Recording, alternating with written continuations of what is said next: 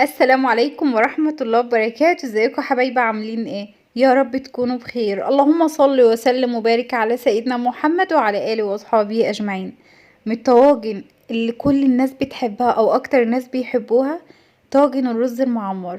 هنعمله النهاردة بطريقة سهلة وبسيطة، والاحلى والاحلى ان هو يعجبك بإذن الله. شايفين الرز مفلفل خالص ازاي؟ تعالوا يلا نشوف عملناه ازاي. اول حاجة هنسمي الله. لو كنت هتعمليه في صينية او طاجن بيطلع معاكي حلو جدا، بس انا برجح في الرز المعمر انك تعمليه في طاجن.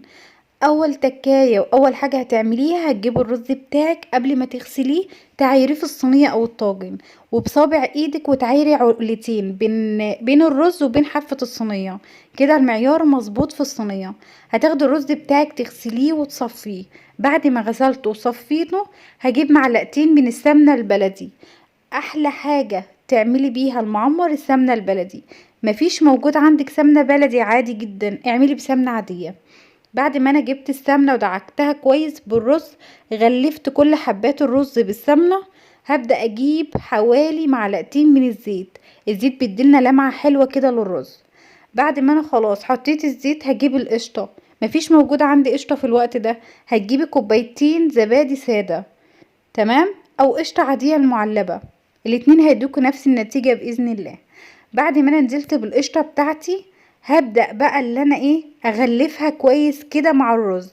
كده احنا غلفنا الرز بالسمنة وبالقشطة. نص معلقة ملح بقى ومعلقتين من السكر. لو انتي مش عاوزة تحسي بالسكر فيه حطي معلقة سكر واحدة بس انا حطيت النهاردة معلقتين من السكر ورشة من الملح. هبدأ بقى اجيب اللبن بتاعي، انا كنت غلياه وبعدين سبته يبرد واخدته في الخلاط اديته ضربتين تلاتة. الضربتين تلاتة دول بيخلولك اللبن عامل فوم، اللي هو القشطة عاملها فوق كده في الخلاط. هتنزلي بيها على الرز.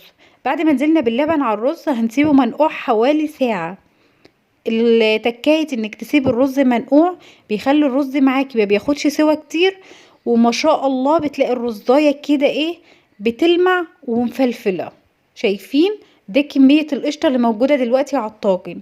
هنسخن الفرن كويس جدا وندخل المعمر بتاعنا الفرن. اول ما هينشف، اول ما تلاقي اللبن نشف كده هتهدي النار وتشغلي الشواية ياخد وش. واول ما يطلع ان شاء الله من الفرن تديله وش المعمر، تدهنيه بسمنة بلدي او بقشطة المتاح عندك في الوقت ده. ما شاء الله تبارك الله، كان قالب الشقة من جماله. بيبقى تحفة يا بنات.